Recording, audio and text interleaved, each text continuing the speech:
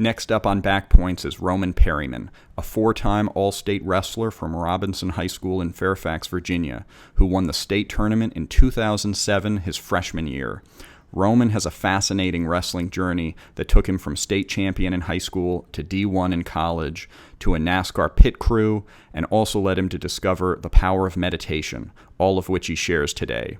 As always, I'll be eternally grateful to anyone who leaves a 5-star rating and review on iTunes or anywhere else you encounter this podcast. Also, Back Points is sponsoring a wrestling trivia night on October 27th at 8 p.m. This is a great opportunity for you to reconnect with old teammates or current teammates at the start of the wrestling season and to support youth wrestling in Fairfax, Virginia. The charity is called Up to Us, and they are funding youth coaching positions in Fairfax County. So if you care about this cause, I hope you'll click the link below and sign yourself up for trivia night. Now let's get rolling with Roman Perryman. He taught me to get up when I didn't want to get up, when I wanted to quit. I had high goals, man. I've always had high goals. And so when I won it, I was just kind of like, oh my gosh, you guys are right. It's not the thrill of winning. It's the joy of having that personal goal and being able to achieve that and walk off the mat with your head held high and with your hand up. That just fueled my fire, and I was in every state championship match from there on until I graduated. That was when I really started doing the kind of wrestling that I was capable of. Anybody that steps in the ring and just decides to commit the entire time is a state champion in my book. Welcome back to Back Points, the podcast where wrestlers and coaches reveal their secrets about how they won state championships in high school wrestling. I'm here today with Roman Perryman, a four-time All-State wrestler in Virginia and the 2007 AAA state champion from Robinson High School.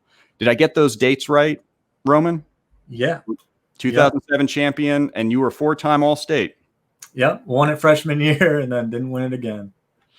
You've got a really interesting story. So it's a little unusual to win it your freshman year period. So maybe you could tell us a little bit about how you got into wrestling and how did you arrive at high school so prepared to win the big tournament at the end of the year? Yeah. Well, first off, I want to say thank you, Will, for having me on. I do appreciate you thinking of me when you were looking for people to interview.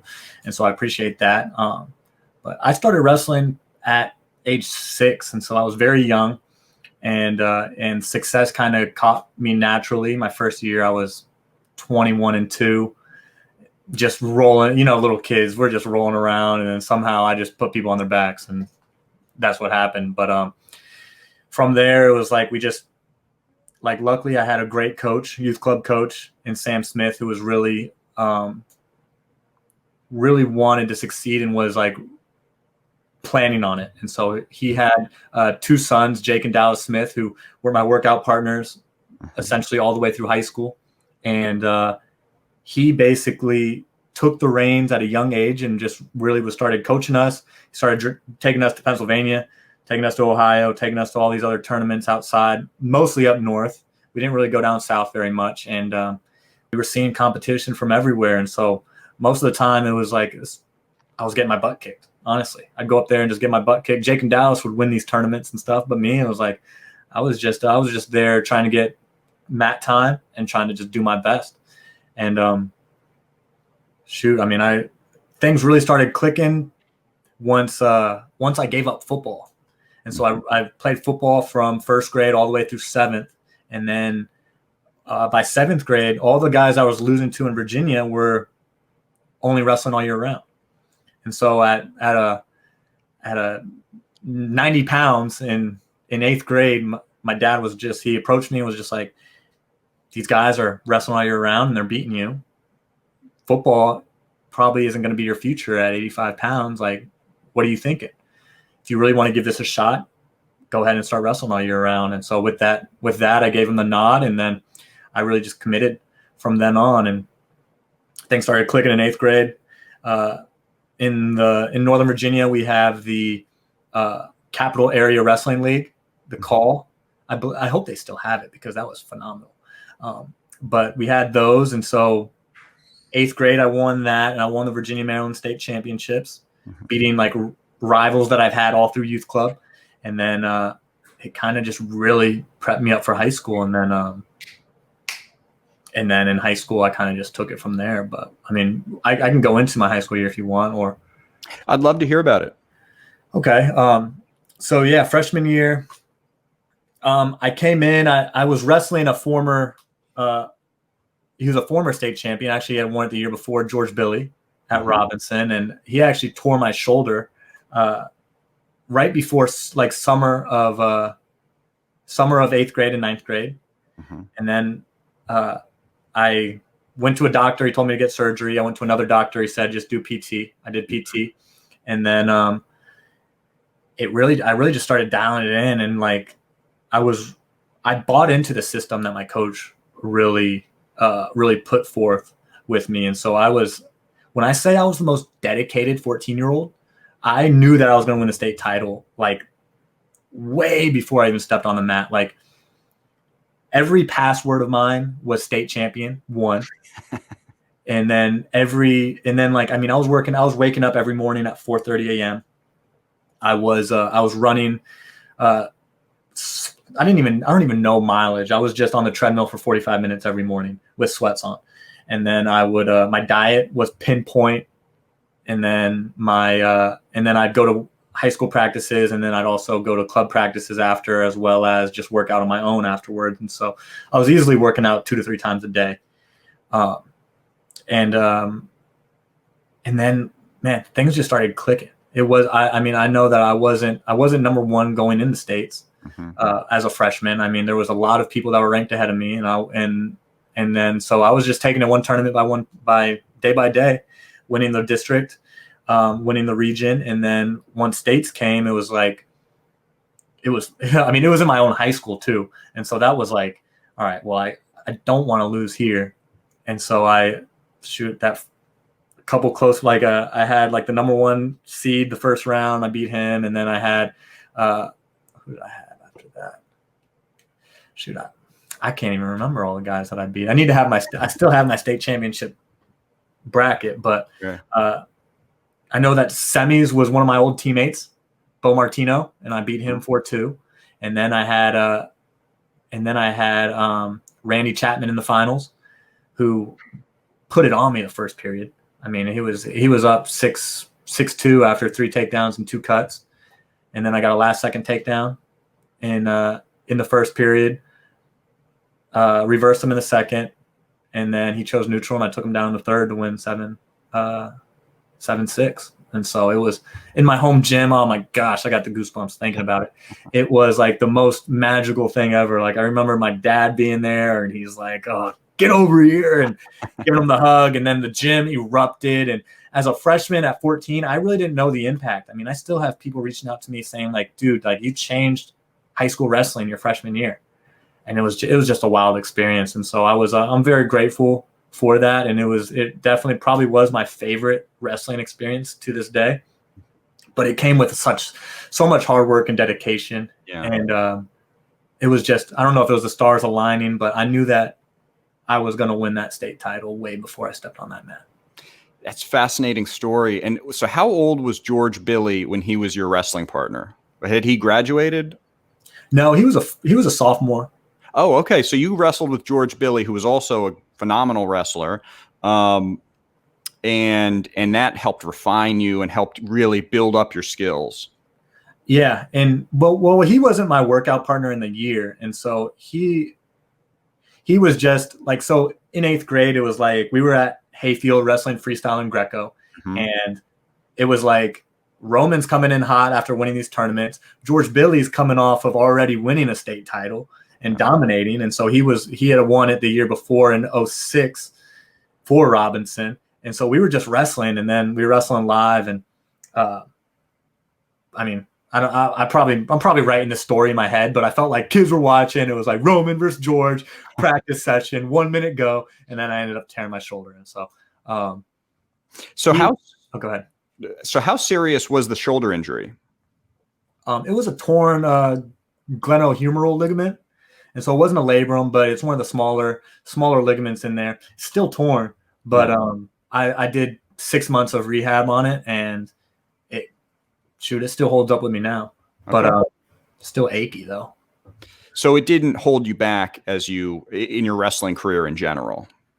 I learned how to wrestle with it. And so it was like, what had happened was I was on a gut wrench and I was posting and then I rolled over my shoulder. My elbow got caught in a crease between the mats. And so then I rolled over it. But I'm actually grateful for it because like I couldn't get extended in shots because if someone sprawled on my shoulder, it would just pop out or it would just crazy pain. And so then it was like, okay, well, let's just not take dumb shots and not get extended on your shots. And so it helped me kind of figure out how to wrestle with it. And then obviously not get any power halves or anything cranked on it. And so it really just helped me refine my takedowns, my finishing once I get in and then getting out on bottom. So I don't have to worry about my shoulder getting torn off or anything like that. That's fascinating. And it's interesting the way you talk about knowing that you were going to win your freshman year. How did you feel your sophomore year, your junior year, your senior year? Did you have the same kind of feeling going in, or was it really different?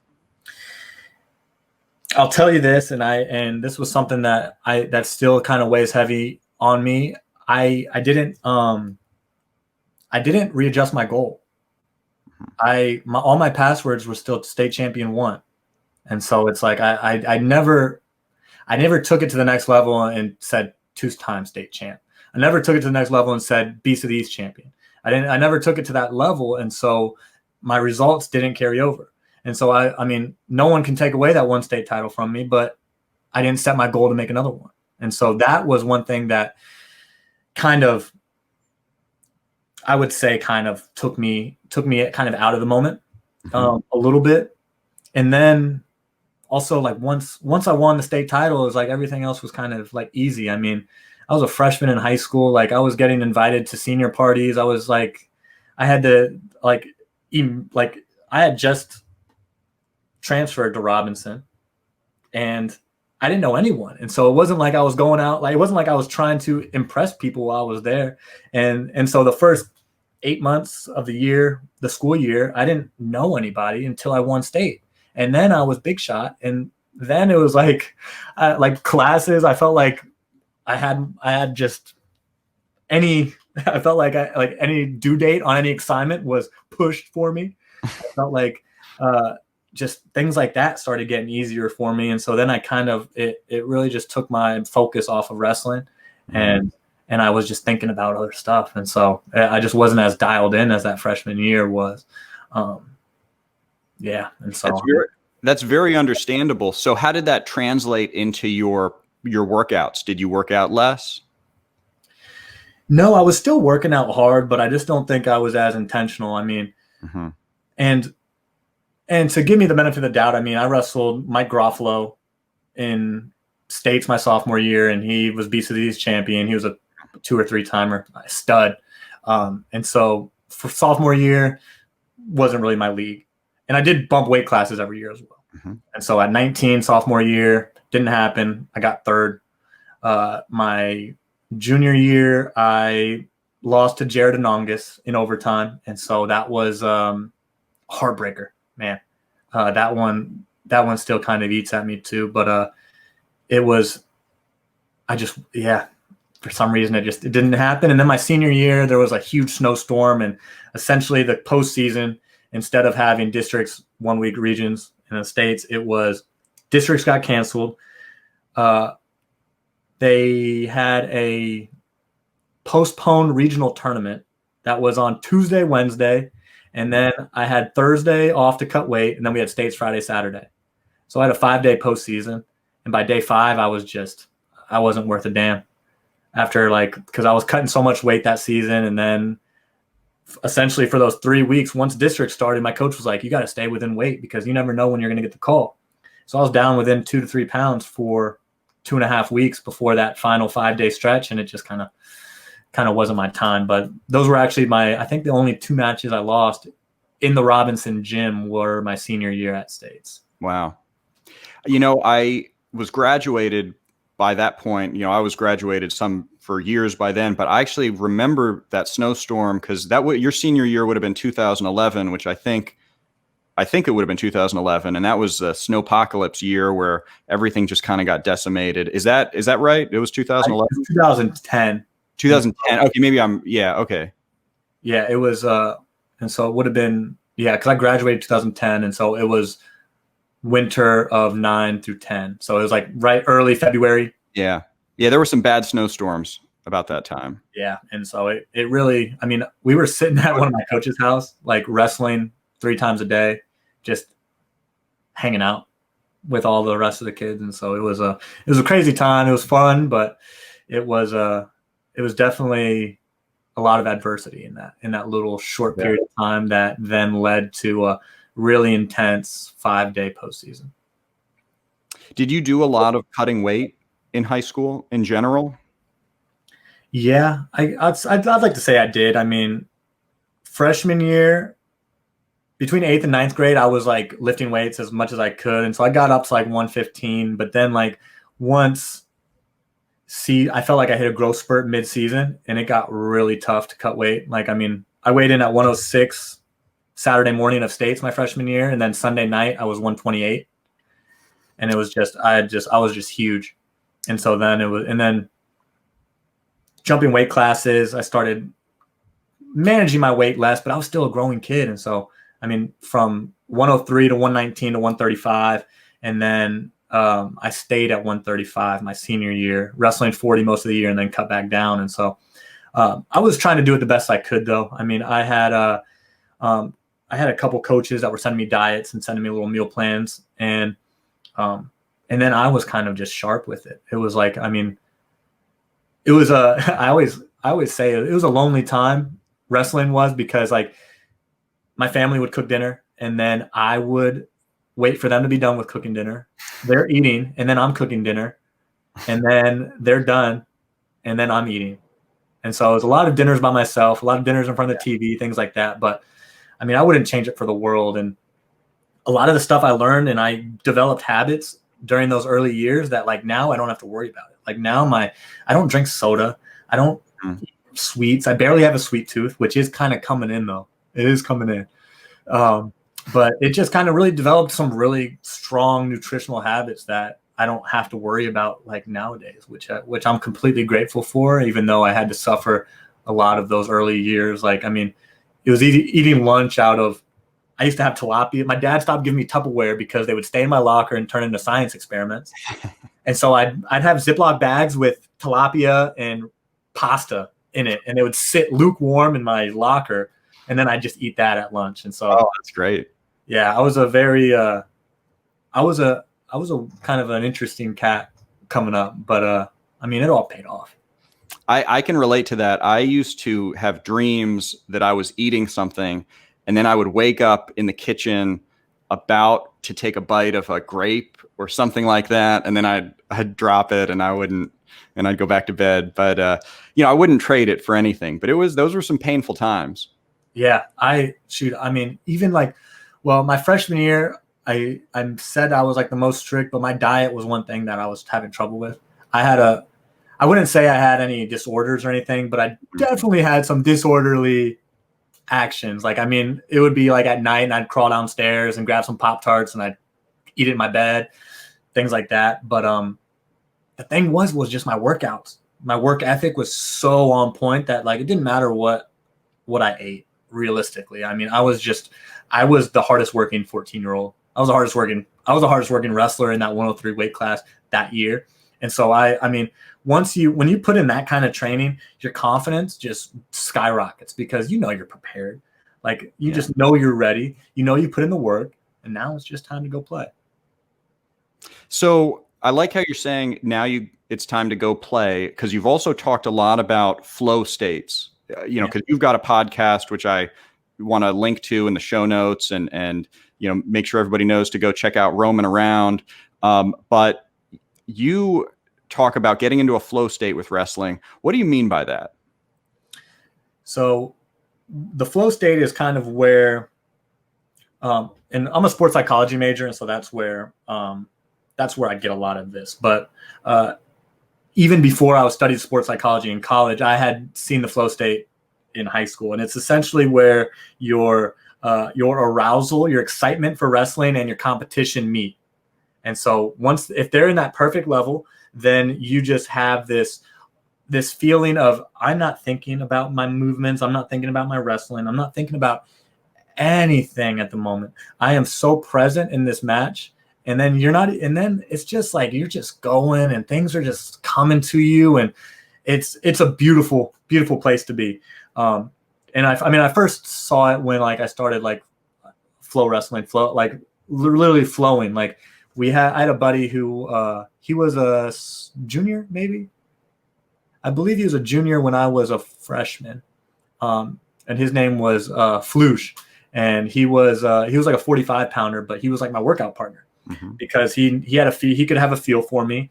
And we did this thing called sushi, where it was just some submission wrestling, but it's like flow wrestling where you're just grabbing stuff, you're rolling with it. It's not very intense, but you're breaking a sweat. And so we used to do that a lot. And then that is kind of just where it originally started, was when I could just because me and him, he would cut weight too. And so me and him would be working out, and instead of having a routine where we're drilling 2 and 2, or we would just put on our sweats and flow for 45 minutes. Start the clock for 45 minutes and then just go. And during those 45 minutes, I wasn't thinking about cutting weight. I wasn't thinking about who I had to wrestle this weekend, the match coming up. I was just fully there, present, just trying to figure out new moves, trying to see how I can get out of this, trying to see if he grabs this, where can I go from there? And so that was where it really originally started. And then you kind of just see it in a lot of other states. I mean, you can see it. It's like a runner's high. You can see it in your meditations. You can find it in a sensory deprivation chamber if people do that. But it's essentially just that state where you're not thinking about anything, but you're fully present in where you are right now. Yeah, you've said a lot of things that I want to dig into. Yeah. So when did you get into meditation, and what role has that played, if any, in your wrestling, either in high school or beyond? Well, I wish I had meditated in high school, because especially, and in college too, because especially in college, I feel like college, I didn't really hit my my potential. A lot of similar things from high school. Things got easy. It was just partying, things like that. But I was at all the practices and doing that. I just wasn't making the right decisions off the mat. But meditation, being able to just take the thoughts out, because we talk so much in our heads. We talk way faster in our heads than we do with our mouths. And some of the stuff, we're not the kindest person to ourselves. And so I'd have negative thoughts about losing. I'd have negative things about my preparation wasn't right, just all these thoughts. But if you can quiet and silence those in your head, you go into whatever your next step is, you go into just way more clear. And so I wish I had this kind of meditation practice when I was in high school and college. But I started it once I probably a year and a half ago, I started seeing my meditation. And then I started noticing that state that I was in was very similar to the flow state that I had in wrestling, which was very similar to the state that I had with a runner's high, which is very similar to the state I had in the deprivation tank. And so then it was nowadays, it's since I've been practicing meditation for over a year now, it's I want to find that state wherever I'm at. Whether I just need to take a few moments just to change my state. And if I have whether I'm taking a call for work and it's a negative call and someone's chewing me out, and then I can hang up the phone and say, okay, let me just take 5 minutes or 2 minutes, whatever it may be, to just take some deep breaths, change my state so I'm not taking that negative call into my next call, and so I'm not bringing that past experience into my future. And so then it's just so that I can be fully present. And so I think this is great just for, wrestlers who lose a match, especially semis. Because there's that blood round, there's a lot of semis losers that come back and they can't reframe their mind to come back into that. And that other guy's coming off a win too. And so it's hard. That blood round is a special one. And so times like that, it's nice to just be able to slow down, reframe your brain, and then move on to the next best step, instead of bringing something that happened yesterday, 2 days ago, an hour ago into the next moment. And I think you're doing some coaching now down in North Carolina. Is that right? Correct. Yeah, I coach at a wrestling club called C2X. Do you teach them about meditation or about any of those types of things? We've done a little bit with them. Like I've done some kind of like vision and goals type stuff with them, especially like, well, I've been with them I was with them for a postseason 2 years ago, but I didn't feel like I had earned their respect. And so I was very quiet kind of during that postseason. And then last season I was with them there. And so I did do a little bit of imagery, things like that, just after practice one day, especially if they have a match coming up. I mean, I'd a lot of times they're in sweats. And so if you break that sweat, I'm saying like, go lay on the mat. Let's keep that sweat going. It's hot in here. And then let's just start breathing and start meditating. And so I've introduced it, but at the same time, I mean, I don't know if I would have bought into it at 14 through 18 either. But I have some kids that are very committed and that are open to learning, and those are the ones that usually get the most out of it. Yeah, so I coach as well, and I do a few minutes of meditation at the end of the virtual practices that we do, breathing meditations mostly, and then I've done some other types of meditations around mantra meditation, and then I've also seen that you've done, I think, what you call movement meditation, which I've also done. I think I've done that anyway. I've done yoga essentially, which I think is a lot of what folks talk about when they talk about movement meditation. But I think it's very important for wrestlers, but it is difficult to package it up in a way that they're receptive to. I remember when I went to the Jay Robinson camp, they would bring out this guy who would force you to meditate at the you'd have finished your fourth grueling session of the day, and he'd come out and he would just have this monotonous cadence, which I actually did buy into it, and it did help me out a lot. But I know that many people did not necessarily go along with it, and I think it's difficult to get high school kids to take meditation seriously. Yeah, and the movement meditation I really got from was because like after doing the sensory deprivation tank and seeing that I had already been to this place before. I don't know if you've tried that. Highly recommend it. Yeah. Oh my gosh, game changer. But because you lay in this tank and it's like all your senses are gone, but then like you can't hear anything, smell anything, see anything. You open your eyes, it's still pitch black. And so then it's like you just let go of everything. But then I noticed that I've been to that place before. It wasn't the first time I'd been there. And so I was like, okay, well, where has it been? And then next thing you know, it was like wrestling. And so I started thinking about it, and I was like, flow state, meditation, movement meditation. Same thing as a runner's high. You're not still when you're in the runner's high. That's where the movement comes in. Same thing with yoga. I mean, especially when I started doing yoga, my practice didn't really start until I knew what movements I was doing without the instructor or without seeing other people doing it. I was always like looking to other people to say, what's he doing over there? So I can match him. But once I knew the movements, I could close my eyes and essentially do the practice following the instructor, just with my eyes closed. And so that really kind of jump-started the movement meditation, but it can be anything, man. I mean, I feel like people find meditation in creating art, creating, and just creating. It's different for everyone. People can find it reading. And so, I mean, I know I have a meditative practice. Some people call it prayer as well. And so there's a lot of ways that you can do it, but essentially it doesn't matter how you do it. You just got to find out what works for you and then run with it. So is meditation a pretty big part of your life now? Every day. Every morning. I start off it started off with just setting my alarm 30 minutes earlier. And then I literally roll over. I have a YouTube video already open for the night before. And so then I just click play on it, put an eye pillow on, and then I just kind of go back under for another 30 minutes, and then I'm back up and my day's kind of started. I might have to steal that routine. That's pretty good.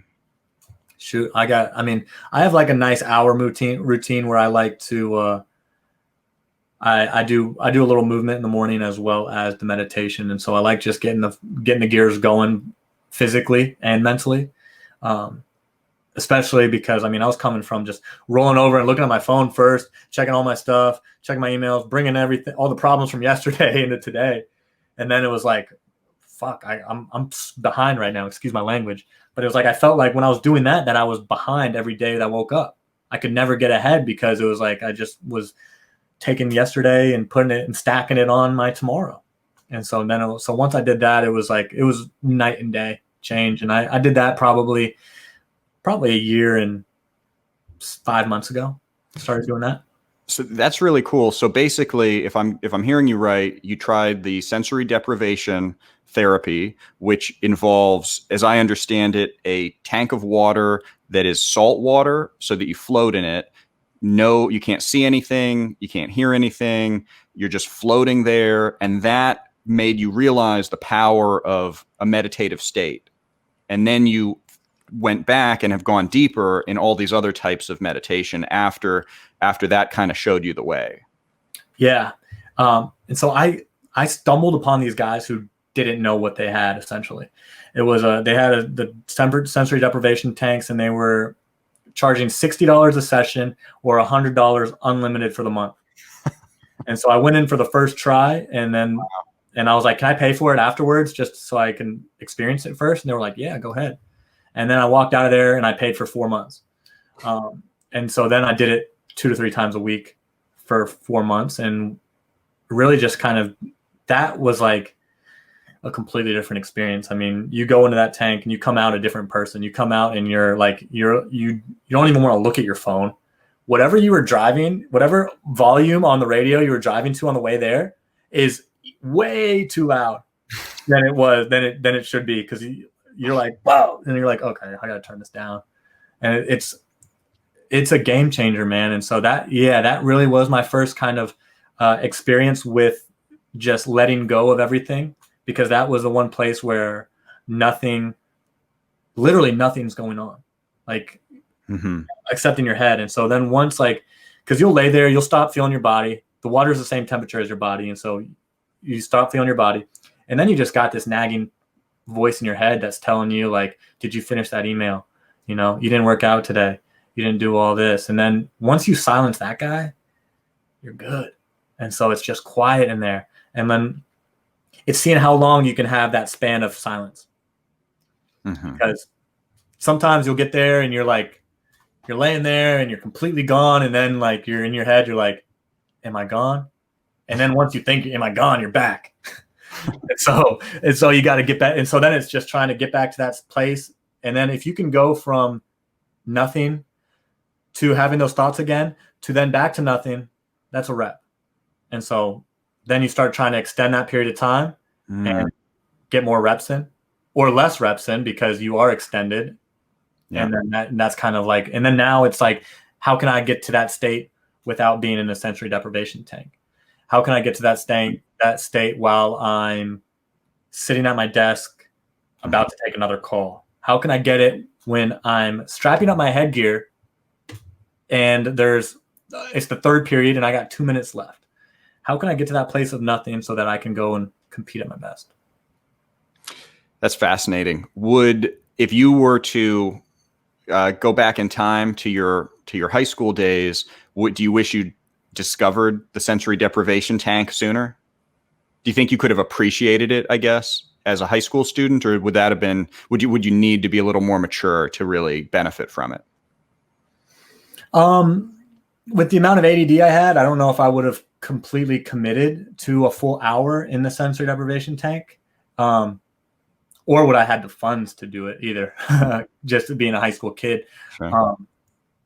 But I think that there's a place where people can benefit from it, and no matter what age you see it as, it's like one of those things that, like, it's more of like a self-discovery thing. Like, you can't tell yourself that you're ready to change. You just gotta know when it's right, and then the change kind of comes out. And so it's definitely something that I think people should try, especially if there's like a good deal around. and then kind of figuring out if it's something that you want to do consistently. But it's definitely good too, because you do have to try it a couple times to even fully let go. Because like sometimes you're just, I mean, it's different kind of laying in that water. You are floating, but it's a little bit like it's semi uncomfortable, but you get used to it. And so it's just, yeah, I would definitely recommend it to anybody who wants to try it. Anybody who wants to see that state, but you do have to be a little bit open to just knowing that what's going to happen in there and getting to know yourself a little bit. Well, you've completely sold me on it. I probably didn't need a whole lot of selling because I really enjoy, certain types of meditation, and it really sounds like a great way to go a little deeper. But I'll definitely have to give that a try, and maybe I'll be able to report back to you. Oh, please do, man. I'd be happy to hear about your experience and just what you got from it. Yeah. So you've done some interesting things since college. Why don't you talk a little bit about what you're up to now, your podcast? Love to hear a little more about where you are. Yeah. Shoot, I mean, I got to experience something that was so far out of left field. I don't even know how I got into it. But after college, I started changing tires in NASCAR for a couple of years, and I worked behind the wall with Casey Kane, and got to, I mean, I don't know if you're a NASCAR fan, but I got to change Mike Waltrip's last race. He was driving the Trump car. That was kind of fun. But yeah, I got to do that. And that came from wrestling, and that came from hard work too, because essentially someone called my strength coach and was asking them if he needed people. And I was like, probably close to my sophomore year in college was when I really started dialing in the strength room, because I was never the strongest or the fastest. I was very technical, and I was slick. And so that was like really what got me. But then all the guys I was wrestling, I mean, I'd get tired just from trying to muscle these guys and slick them, but like a lot of times I can get them in the third period, but these guys were just so much stronger than they were in high school. And so I really dialed it in the weight room and really committed. And so my strength coach saw that, and then he recommended me to that guy who gave me a tryout for Hendrick Motorsports. I did the tryout, got on, and then it was kind of all she wrote. Moved down to Charlotte, North Carolina, where I'm local kind of right now, and it was a phenomenal experience. I mean, just another opportunity to continue to be an athlete is kind of what I saw. Mm-hmm. And it was fun. Traveled the nation 38 weekends a year. Got to see coast to coast, tons of cities. And then once I got out of that, I started working with Lululemon, and then that's where I started exploring more of the wellness kind of side. Because even in college, I mean, I was best shape of my life, but mentally I was a head case. I mean, it was hard for me to kind of, it was like I struggled with grades. I had tutors in every class. I mean, I was going to classes and everything, but I was just, I had a lot of stuff going on. And so I was seeing a sports psychologist and stuff too. But once I started working with them, I looked at the whole picture, and then I started going to every gym that I could imagine, every gym in Charlotte. I've been to over 65, I believe. And then I started just going into these gyms as a sports psychologist and seeing like what was demanded from the exerciser physically, mentally, and what was the studio doing to help support that exerciser in that class. And so I did that for tons of places. I went to every yoga studio out there, and I got my yoga practice down, especially because I was lifting so much for CrossFit. Like, I mean, I wrestled 149 my senior year of college. When I got out of NASCAR, I was 190. Solid though. I was a brick house at 190. But I ached. My body just ached. And so the first thing I did with Lululemon was I got into yoga and did 6 months of yoga and just got my body just nimble again. And then from there, it was like, let me take all these experiences I've had and try and inform people what was going on. And then also just like share what other people are doing, share other people's stories, and then share experiences. And so it was like, let's get these people from these instructors from these gyms. Let's get people in the community let's just get them on the podcast, have them sit down, chat with me, and kind of see what they have. And so I got about 75 episodes right now. Just had my first former NFL player on, which was pretty cool, in Rod Smith.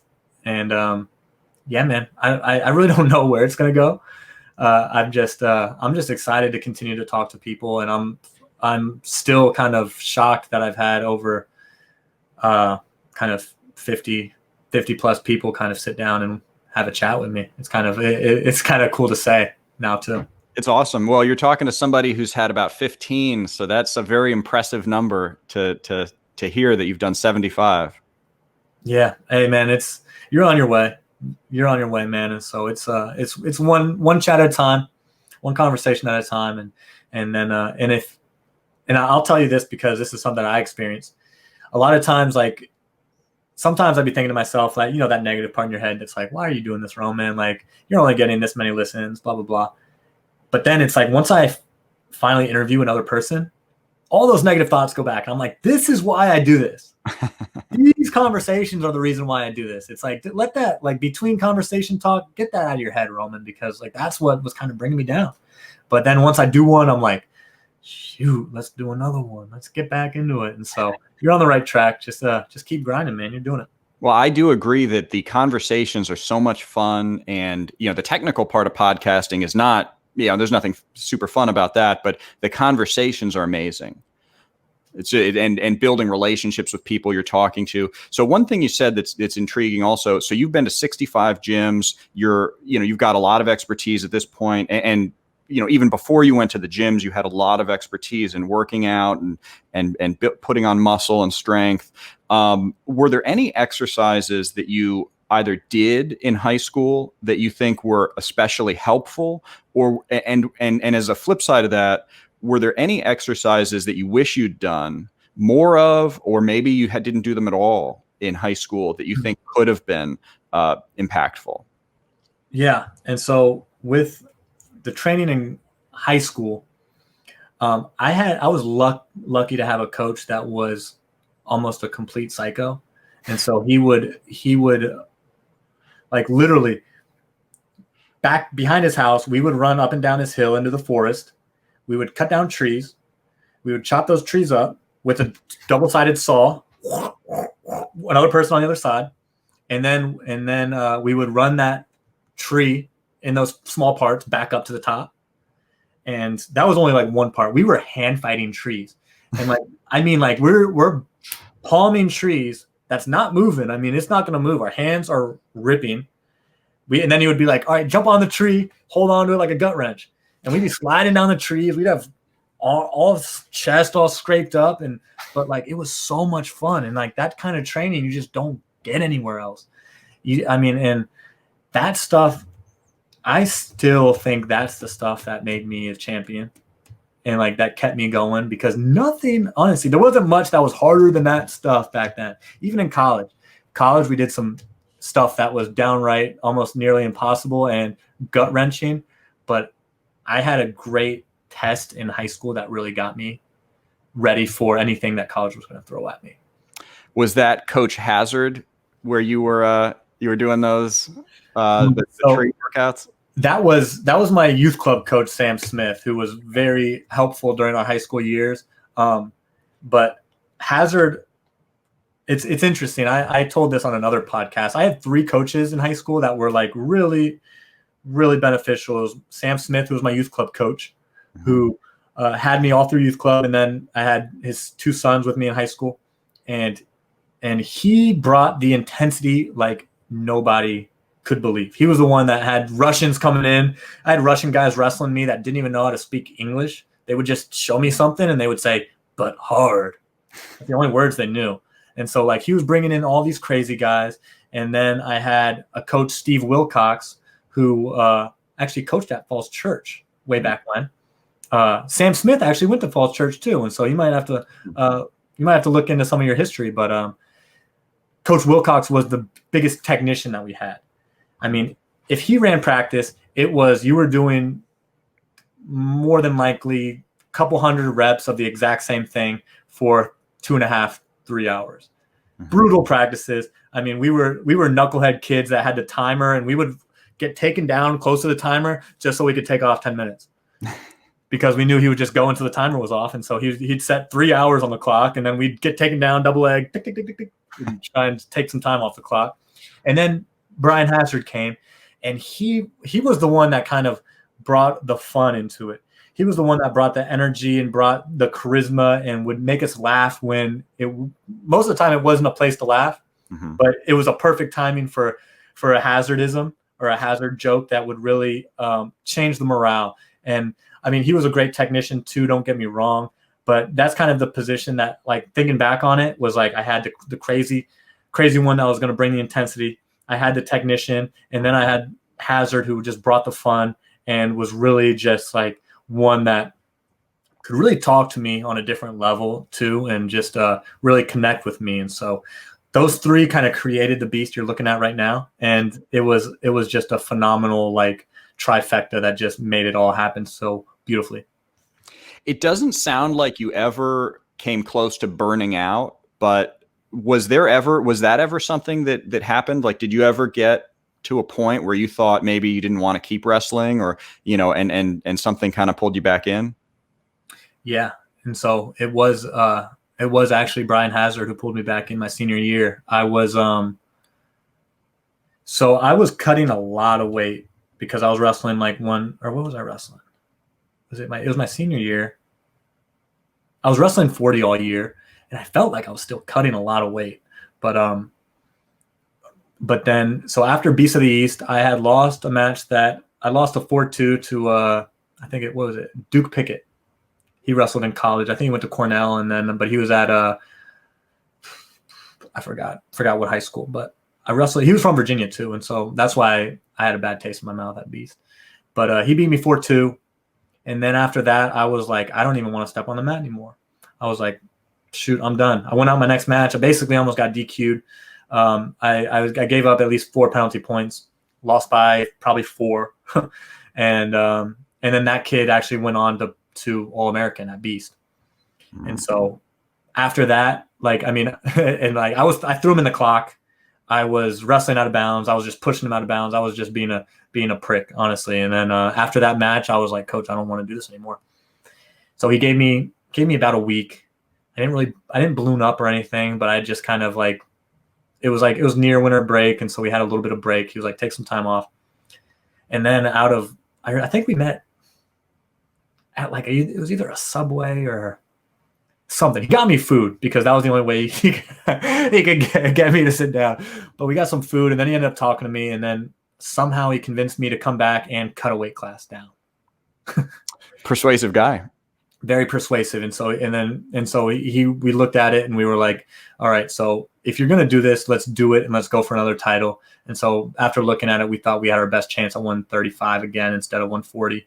So then I cut back down to 35, and then things went the way they went, got 4th. But yeah, it was a big moment right there. Like, just getting me back, and just, I mean, because if I didn't come back, I probably wouldn't have wrestled in college. Who knows what my trajectory would have been? But I had known in my heart that I was doing the wrong thing by not coming back anyway, and so I just needed someone to kind of care for me and just show me some love, because my family was supporting me however I wanted to be supported, but I needed someone that really knew what was best for me to change my mind. And so he came in and did that, and forever grateful. Roman, I really appreciate this. This is a great podcast session, and I know that a lot of people are going to benefit from hearing about your journey. Are there any thoughts you want to any thoughts you want to cover that we haven't talked about? I wish I would have brought this up in the podcast, but I was so, like, I literally stopped working on my emotions when I stopped crying after wrestling matches. That's when I thought I was emotionally settled. And so then everything was fine. You know, it was like, that's my emotional baseline, was everything was fine, and I never went below, and then I had my highs. But like, I didn't really experience any kind of emotional, what's the right word? I had no emotional, what's the word? Awareness? awareness, but then like my wavelength, like it wouldn't go from like I wouldn't have that ebbs and flow. It was like everything was just good, you know, and like I was unfazed by anything essentially. I And see. so I didn't let myself feel emotion for a long time. And So is that like a lack of emotional regulation, or is it kind of the opposite? it was more of just like I wouldn't let things affect me. It was like it wasn't like I was really regulating my emotions or like I had an issue with it, but it was just like get over it and just move on. You know, I had a short brain just from wrestling all the time, and so it was like, I mean, it didn't help me in the relationship department or anything. I mean, relationships were non-existent for me for a long time. But I was just like, I couldn't express emotions. Like, I mean, I wouldn't let myself feel anything low. And so then it was like, I was just living here, but then it's like my highs, like, especially like in college, my highs weren't as high as I wanted them to be. And then because I wasn't experiencing the lows, you know? Now, why do you think that was? I grew up, and this is stuff that I had to like, I've done a lot of self-discovery. And so I grew up and my dad was a very strong figure in my life. And he was a very scary figure at times too, even though he wasn't trying to be. Very stern face. He'd walk in from work and it would always just like, I mean, resting bitch face almost. Like it looked like he had a bad day every day, but he would just come in just from work normal every day. But it was like my fear of like having me saying something and having him like disagree with it was something that I didn't like to face. And so I didn't like expressing myself that much. Mm. And so with that, it was like my just emotional awareness as well as just my ability to even express emotion was just let out because I was like, I just felt like and so at that young age, it was just like, I started thinking that vulnerability was weakness and that if you showed emotion, it was weakness. Mm-hmm. And so, especially because the only kind of tell that I had was I cried after a lot of wrestling matches that I lost. And so then once I fixed that, it was like, okay, now I'm emotionally stable, kind of, which I wasn't. But then it got to the point where it's like, and then I had to meditate and like do all this kind of self-discovery. Like, why am I so cold? Why am I like not letting myself feel these like all these like the whole array of emotions? Like even still, like, you know, that little chart in like elementary school that has like the smiley faces that has every emotion on it. Like I actually had to have that with one of my girlfriends so that I could be like, this is how I'm feeling right now. Bink. And I would just put my pen on it. And it would be that weird face where I'd just like, because I didn't know how to express how I was feeling. I wasn't like, I didn't know what disappointed felt like. I didn't know what let down. I didn't know what like all these different these different expressions meant just because I didn't allow myself to feel any emotions. And now it's like I've had more tears of happiness than tears of sadness in the past 2 years. And it's so much easier because I felt like I had to be this Macho Man Randy Savage all the time and not let anything affect me. And it didn't matter what happened. I was just going to be that cool, calm, collected guy that people could come to. And then I kind of came to the realization that was a lifestyle that wasn't going to be, that had no longevity just because it was like, I wasn't letting other people in on what was going on with me. And so it was like people saw this one side of Roman that never changed, while inside I'm battling all these battles that I have no one else to talk to. And so once I started being vulnerable, I could then like, I still like there's roles. I mean, because at one point I felt like Roman, stop being a little B, because you're being too vulnerable and like you're letting this little thing affect you. But I was also in a relationship where we were trying to be completely transparent as possible. Mm-hmm. But it just allowed me to kind of let people in, let people know how I'm feeling emotionally. And then people just like the relationship develops much more, whether it be a friend, significant other, whatever it may be. By being vulnerable, there's a strength in it. There's a strength in letting people know how you're feeling and identifying how you're feeling and putting it into words. And so that was something that I didn't learn for a long time. And even now it's something I struggle with, but I've gotten a lot better with it. And do you attribute all of it to the fact that you had a difficult relationship with your dad from a perspective of showing emotions, and you felt like you couldn't communicate with him? I don't know if I would attribute it all to it, but I've come to find while I do these self-discovery things that there's usually, like, if you find a cause of something that's only a couple years old, it's probably not the true cause. Mm-hmm. So you do have to look back. I mean, childhood trauma is real, and a lot of people just don't know what. Yeah. Some people do if it is something like big, but if it's something that, like, I mean, it took me a while to kind of figure out that, like, I was holding that little piece of not wanting to get in trouble for my dad at 28. And so it was like, man, like, what else am I holding on to that, like, I mean, I was also holding on to the time that I I cheated on my girlfriend back in college. And so after that, it was like, I felt like Roman's a cheater. Roman is only going to, like, that's all that I can do. No one's going to love me because I'm a cheater, things like that. And then my next following relationships, it was like I never could have a relationship because that's how I thought about myself.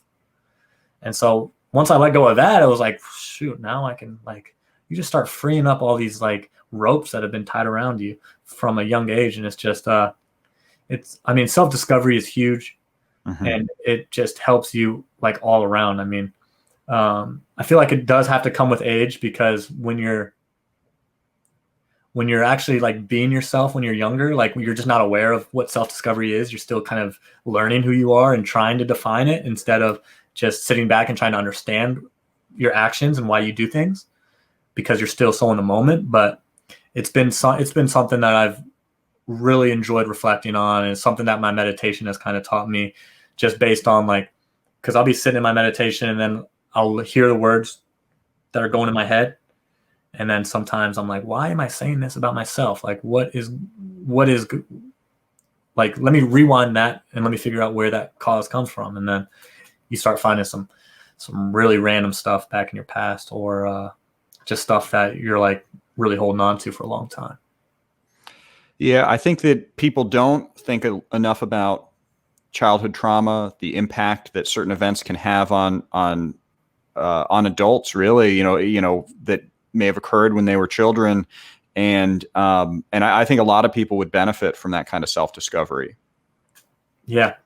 Was there anything that precipitated you, to start thinking more about self-discovery at a certain moment? Or was it just a gradual process where you started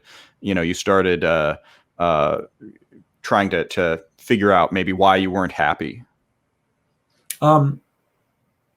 It kind of, I mean, because once I started working with Lululemon, started meditating, started doing yoga, started, like, figuring out, I mean, Lululemon is a kind of a special company too, because we do vision and goal sessions. We do a lot of these leadership, character development workshop type deals. And so that's where I kind of got started with it. And then when I was working with Lululemon at the beginning, I was working only part-time. This was just after NASCAR. And I really had to simplify my life, because I barely had enough to pay rent. And in my NASCAR life, honestly, you could find me at a club in every city with a table and bottles. And it was like, that's kind of how I was living. And so it was a complete radical change. And then I had to simplify my life. And then I just started reading and writing and just learning more about myself. And so I've read a decent amount of books that really kind of helped me. Mm-hmm. And then those books just got really thought provoking. And so then it was like, I was writing down other things. And then I had support from some friends as well that really just kind of pushed me through. And like I mentioned earlier, it's like, you can't force self-discovery on somebody. You can't tell somebody that they have to learn this lesson. Like, you have to go in and change. It's like, that's something that's only going to come with them. And so it's not something that you can rush. It's not something that you can plan for, but it's not even fun, honestly. Self-discovery sucks. It was like 6 months where I was just I was going to work in the store. I'd come right back, read, write. And it was a dark period of time, but it was one that I needed. And I came back, and now I'm just so much more aware, so much more kind of knowledgeable about myself, and like really have an idea of where I'm going. That's awesome. Well, I'm really glad you're on that journey. Yeah, it's a fun one, man. I definitely think that it's helped me a lot, and now I'm still working on it, still got issues, but having fun with it.